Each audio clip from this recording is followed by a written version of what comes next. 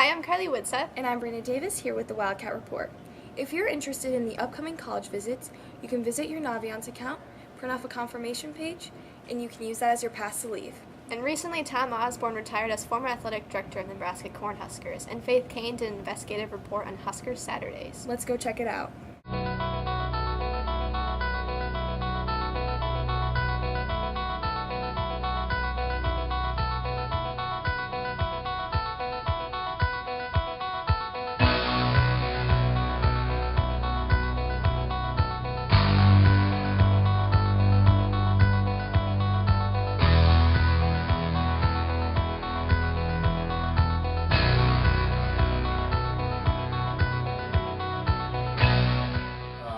I played from 1980 actually to 1985. The coach at that time was Tom Osborne.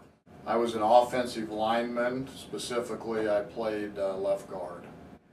When I was a junior, we played in the Orange Bowl in Miami. We were 12-0, ranked number 1 in the country, and we played the University of Miami. We got down 17-0 in the game. Came back really strong. He's just hoping to get another chance. That's it. And now fourth down is coming up for Nebraska. The Cornhuskers with the longest winning streak in major college football. They've won 22 straight games. 12-0 this season. Ranked number 1 all year. But they're down by 7.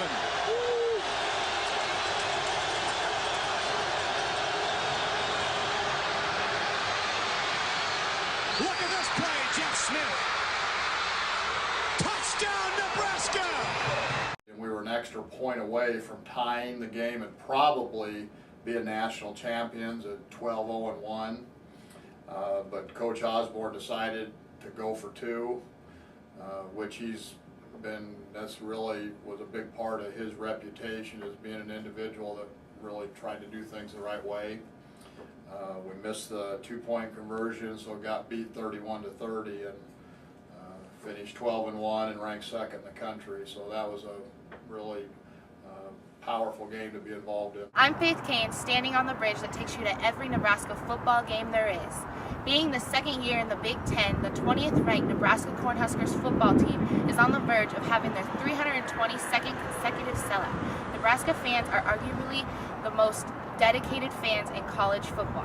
That is why Husker Saturdays has a big impact in Omaha and our Husker Nation. On Husker Saturdays, Buffalo Wild Wings is crazy. We completely fill up, tons of to-go orders, fans going crazy, everyone just rooting for the Huskers.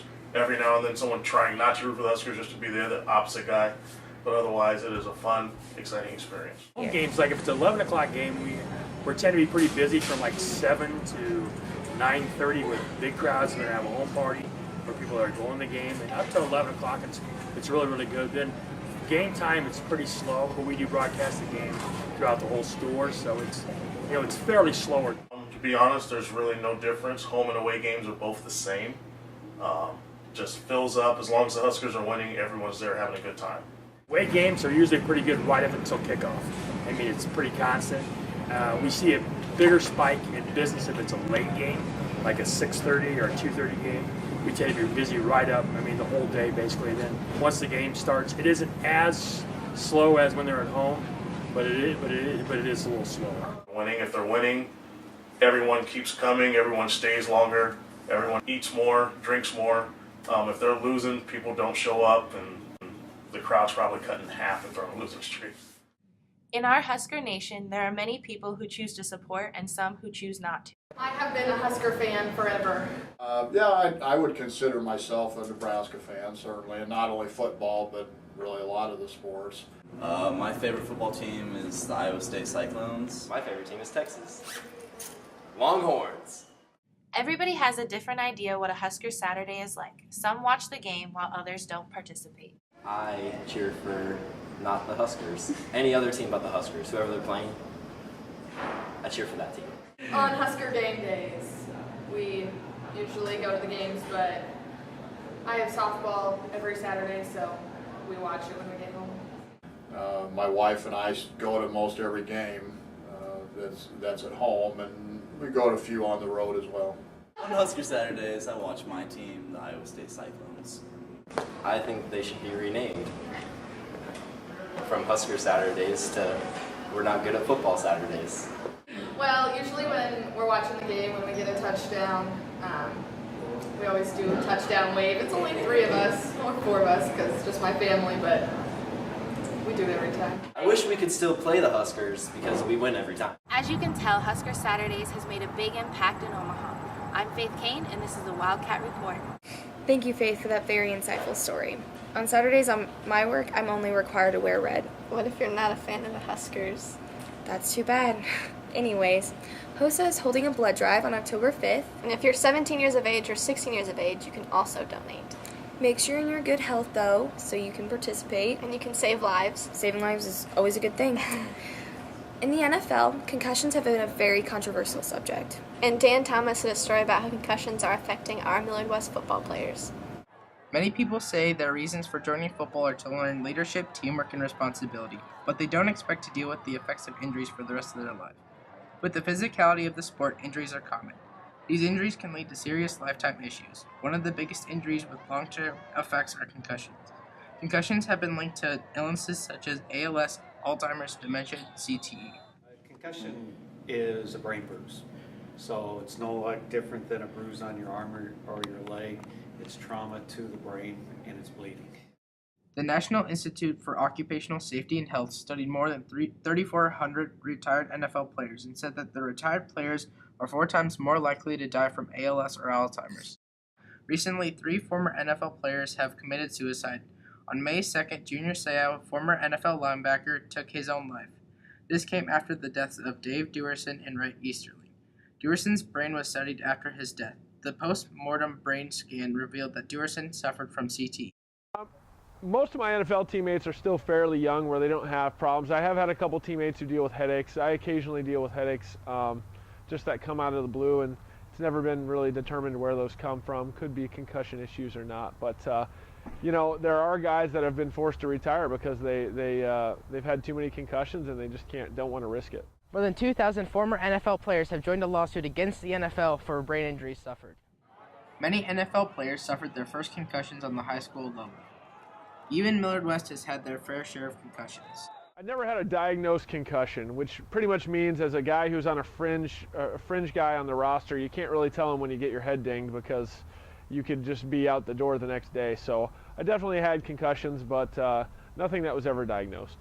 Yeah, I've probably suffered a few. It's just none that have been really major, none have taken me out of the sport. Freshman year and then sophomore year wrestling. I had 3 concussions that were confirmed to my junior year. In the homecoming game, Nick Marks suffered a concussion. When a player suffers a concussion, it's the athletic trainer's job to make sure the players are okay. We do just some cursory questions, check how they're oriented, if they have loss of memory, dizzy, lightheaded, headache. We check for all of those symptoms. If we suspect it's a concussion, then we have a more formal test that we do called the impact test, which is a computerized test. You take an impact test, kind of like a baseline score in case you have a concussion, and then you have to retake the test.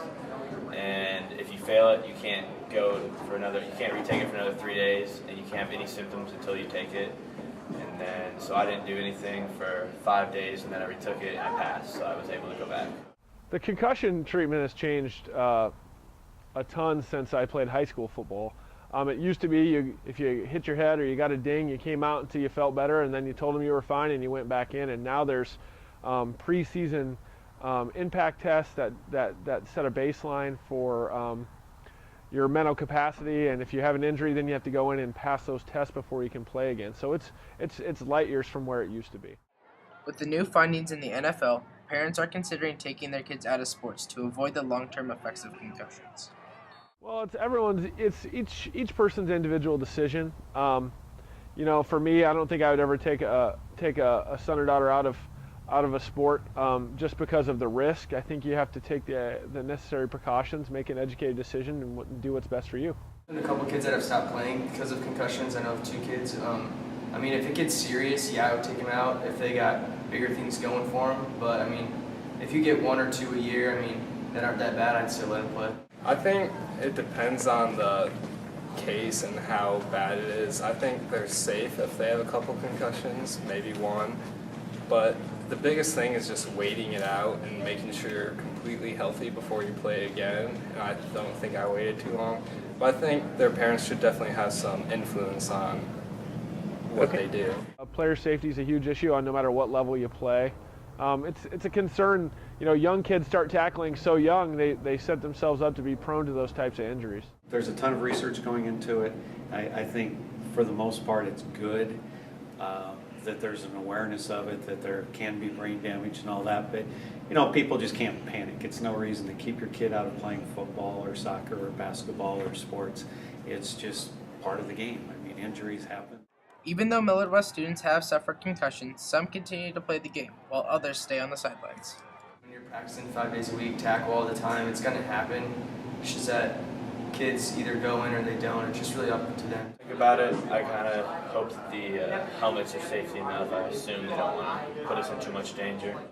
Just be safe when you're playing. Don't do anything stupid. I mean, don't decide to do anything that would change you for the rest of your life. You get one body in this world, and if you don't take care of it, then you're done. So I think they should do whatever they can to protect players. This has been Daniel Thomas reporting. I wear my heart up on my sleeve like a big deal. Your love pours down on me, surround me like a waterfall. And there's no stopping us right now. I feel so close to you right now. Peter World Exclusive, Radio 1.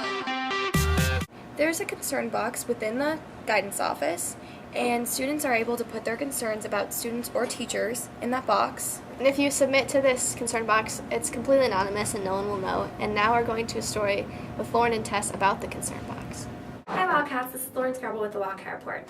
The counselor's office is starting a new system where if you have a concern about a fellow student or teacher, you put the concern in the concern box over here. There's paper provided and a pen, and all you need to do is come down here, write that concern, and then the counselors will actually handle that situation appropriately. So the concern box is a box that we put up in the guidance office, kind of in one of the back hallways, where students can anonymously submit the name of somebody that they're concerned about based on something this student may have said to them. Perhaps they received a text message that they were concerned about.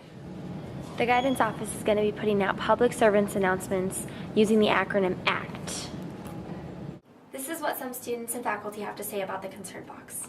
Do you think that the concern box is a good idea because it can help people who need help? This is a great tool that will help unite the school. That I would put in the box would be if one of my friends or someone I was close to was going to commit suicide. I think it's a good idea. I think it's an opportunity for someone maybe to express some concerns that they have that they normally wouldn't. Hopefully students and teachers are willing to share their concerns with the concern box because it really does help our Millard community by knowing if someone's struggling here. And as we said, it's completely anonymous, so no one will know. So write what you need to, write what you want to in the box. Exactly. Our fall play is coming up. It's Nose is Off by Michael Fran. And Blake did a story on one of the tech crew members, Madeline Lynch, and her involvement in the play. Hi, this is Blake Morrissey, the Wildcat Report. Every year, the Millard West Theater Department puts on a fall play, and a lot goes into all the costumes, the lights, and the scenes. And for the past 2.5 years, Madeline Lynch has been the center of it all. I'm the stage manager for this production, so I do like all sorts of different kinds of stuff.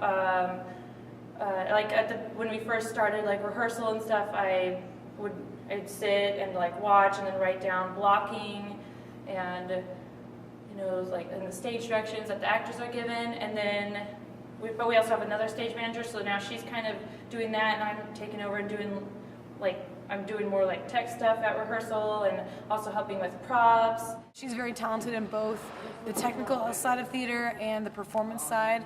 I mean, last spring she had the lead role in our spring show, Baby with the Bathwater, and did an amazing job. And this year, she's taken on the role of the stage manager, and so has been a really big leader. Madeline has been working on Noises Off, but she's also worked on over 7 other productions with the Millard West Theater Department. Started with Rumors, and then we did Dangerous Liaisons, And then Singing in the Rain and As You Like It. Last year was Wit, Why Do We Laugh, Footloose, and Baby with the Bathwater. And now the production we're working on right now is Noises Off. Seeing Madeline hard at work in the Miller West Scene Shop, you would think she's very focused. But truly, she's still a kid at heart. This year, the Miller West Theater Department is putting on Noises Off on October 4th, 5th, and 7th in the auditorium. Tickets are $6. This has been Blake Morrissey, the Wildcat Report. Thank you, Blake, for that story on the fall play. Intramural volleyball leagues are forming. It's $30 per player. And it takes place in Wildcat 1 and Wildcat 2, and the starting date is October 7th, which is a Sunday at 1 p.m. Those are always fun. Now we're going to go to Baylee and Connor with 30 Seconds of Sports.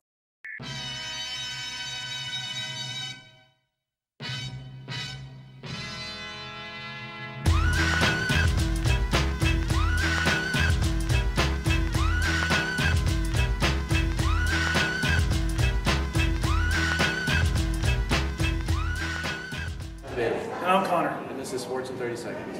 First off, Miller West Varsity Softball is starting districts on Thursday and Friday, and they are #1 in the state right now. Miller West Boys Football won the homecoming football game, score 32-27. And at Nebraska, their athletic director, Tom Osborne, 75, he is going to be retiring. And this is Sports in 30 Seconds. Thank you, Connor and Baylee, for that sports report.